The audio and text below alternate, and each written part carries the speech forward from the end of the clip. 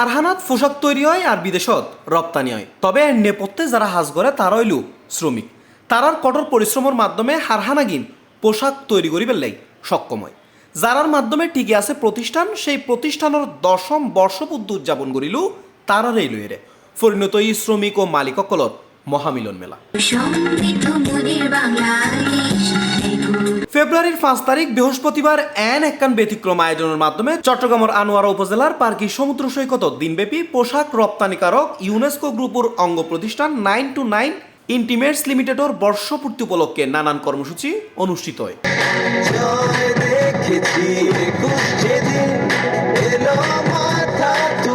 শুরুতেই শ্রমিক কর্মচারী অকলরে ফুল দিয়ে বরণ করিল হয়। এরপর বেলুন ও শান্তির পায়রা উড়াইয়ে বর্ষপূর্তি অনুষ্ঠান শুরু হয়। দিনব্যাপী অনুষ্ঠানত আসিল সাংস্কৃতিক অনুষ্ঠান, পিঠা উৎসব, চট্টগ্রামের ঐতিহ্যবাহী মেজবান, কনসার্ট ও রাফেল ড্র। অনুষ্ঠান গিরি আনন্দ উচ্ছ্বাসে মাতি উঠে শ্রমিক কর্মচারী এবং তারার লগে আনন্দ ভাগাভাগি করিল মালিক পক্ষ ও ঊর্ধ্বতন কর্মকর্তা। আর কোনো অনুষ্ঠানের মধ্যে আর এমডি স্যার নোয়াইয়ে আর এইবারেই প্রথমবার আর এমডি স্যার এসে তারা পোশাক সেলাই করতে পারে তা নয়, তার পাশাপাশি তারা কিন্তু বিভিন্ন প্রতিভা আসে। আজ এর অনুষ্ঠানের মাধ্যমে এনারা তুলে দেবে জ্ঞান আয়োজন করছি আর শ্রমিক ভাই বোন অলল্লাই। আমরা আজকে ইউনেস্কোর যেই টোটাল 929-এর যেই 10 বছর পূর্তির অনুষ্ঠানে আসলাম, তো খুব ভালো লাগছে। অনুষ্ঠানত প্রতিষ্ঠানের এজিএম অপারেশন আবু জাফর মিলনের সভাপতিত্বে প্রধান অতিথি হিসেবে আরও উপস্থিত আছিল প্রতিষ্ঠানের ব্যবস্থাপনা পরিচালক কায়সার আহমেদ। বিশেষ অতিথি হিসেবে এই সময় আরও উপস্থিত আছিল প্রতিষ্ঠানের সিও আহমেদ ইমতিয়াজ রফিক ও সিএফও মোহাম্মদ মিলাতুদ্দিন।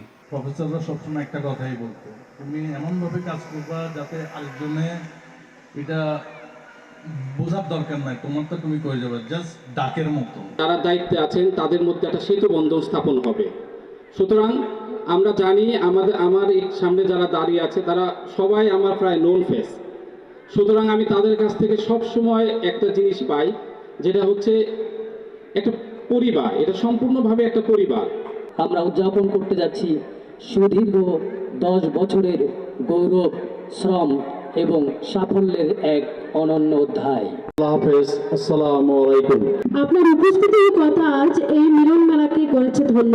শেষে আনন্দঘন ও উৎসবমুখর পরিবেশে অনুষ্ঠানের সমাপ্তি হয়। C+ TV, Chittagong.